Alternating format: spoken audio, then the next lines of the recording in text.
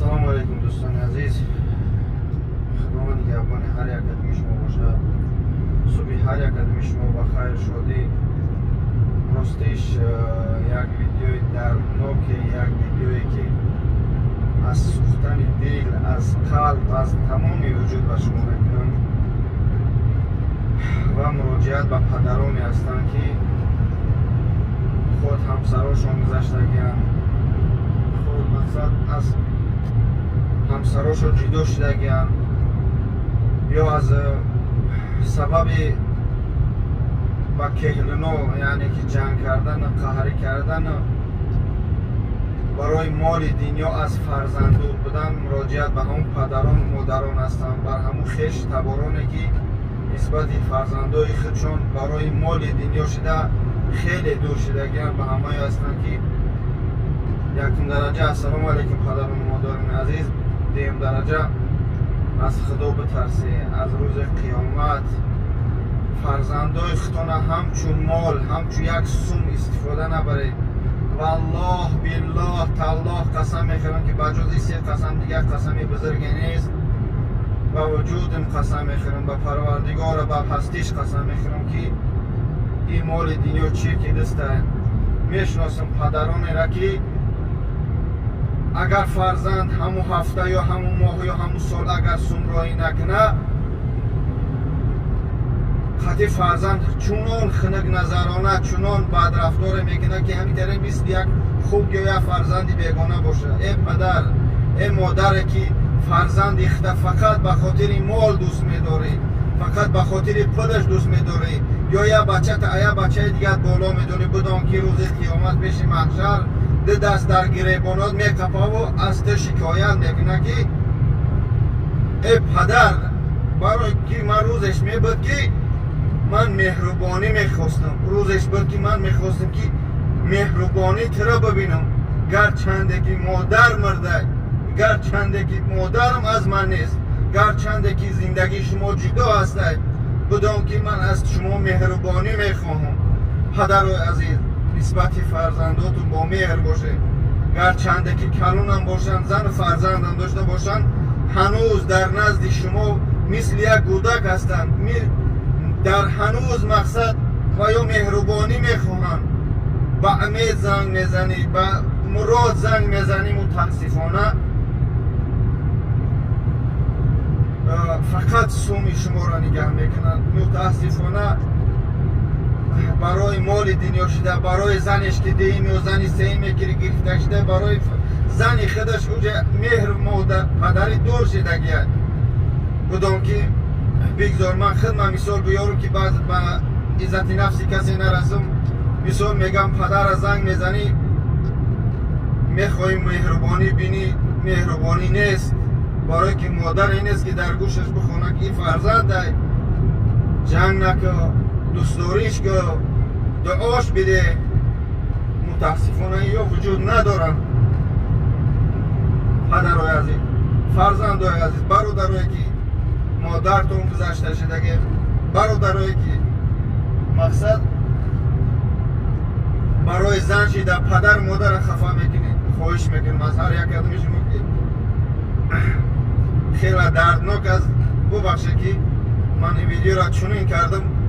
بگذار ببینن، بگذار پدر و بگذار فرزندایی که برای زن فرزند شده از بحر مادر پدر میگذرن، بگذار پدرایی که برای زن شده از بحر فرزند خود میگذرن، فقط فرزند همچون پل، همچون سومی ارس یا که همون دلار سومی روسی میبینن، بدونن که دست اخبار هنوز هم مهر هست.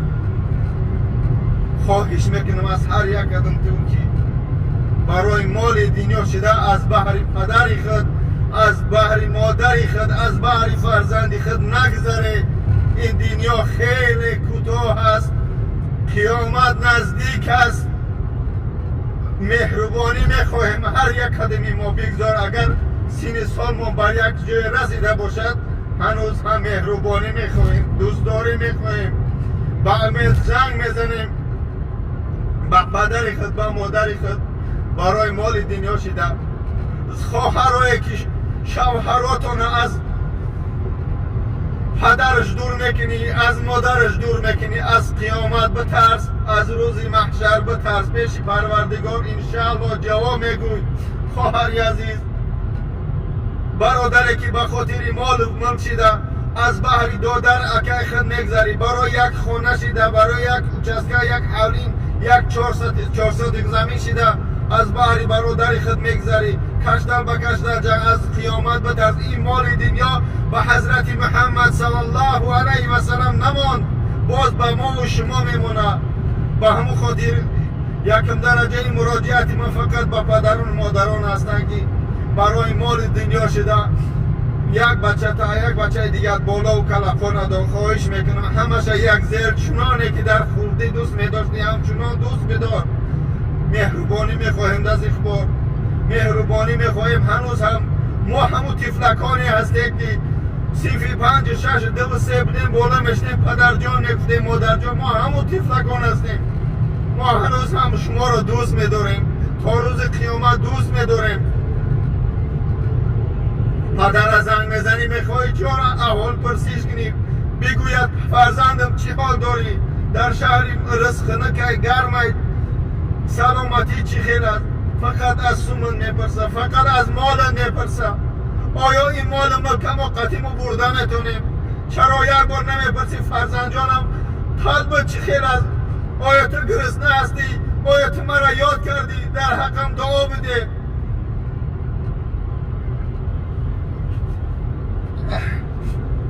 بگذاریم ویدیو من شاید به یک خواهرم، به یک مادرم، به یک پدرم کمی حد باشه منفیتش برسه. من الحمدلله میگم برای که این درد من خودم حس میکنم، برای که من خودم میدانم که این چیز به مادری چیست، به پدری چیست، خانه دور بودن از وطن چیست، شکرانه آبادی وطن کنه، شکرانه که هم وطن عزیز هسته به سری بلند میره فرزنده و وطن و قشلاق و دهاتون و پدر و مادر شکرانه هم میکنه.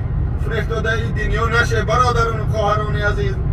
این مال دنیا هم از موقتی است، همش میمونه میره، اما پیش پروردگار برای هر یک نام جواب میده. و هم خاطر بخشی زیاد که مکک ویدیو احساساتی بود، در حقم دعاگو باشید.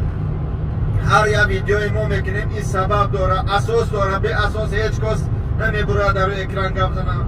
من که کاری خودم الحمدلله که خیر هسته، برای در وقتش من خودم کم بغل کلام شدم، چوپان که با که کلام شدم. شما سوال میده که تو چیکارش میکنی؟ بگذار من در همین راه بمرم، اما بدونه که من الحمدلله کاری خیر کردم برای وطنی خودم، برای مردمی کم بغل، برای مردمی نیازمند. انشاءالله تا روز قیامت، تا روزی که هست جون در بدنم هست انشاءالله خدمت میکنم. من از همین ثبت، از همین نواره که میکنم 1000 روبل، 10,000 روبل، 20,000 روبل به یک خواهری نیازمند، بر یک دادری نیازمند، به یک مادری کم بغل میرسه. من الحمدلله میگم که تا نیستم، برای که من در وقتش گشنه و تشنه کلام شدم. امروز میخوام کلام امروز خیر کنم. با هم خاطر سری راه من خواهران و مادران و برادرانی که دوست میداریم الحمدلله من در وطن بدم اجازت هست، مادامی که با کاری دولت، با کاری که نمیفهمیش، با کاری که نمیفهمیش در همه اگر چکنشه هیچ کس کار نداره. همون دولت خودمون هم میخواه که ما الحمدلله یک برادرم مثل که قطعی اکر منصور رفتیم در کلوب، یک مادر مقصد خیری برادر به خونش خریدیم، همچنان بکنه هیچی ضرر نداره، فقط فریفتنده هر گروه ها نشه. در حق ما دعاگو باشه که کمک قلبمون در میکنه.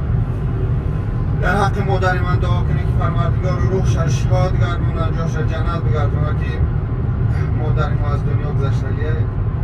کمی درد داد، احساساتی بود. خدا نگهدار تو. السلام علیکم.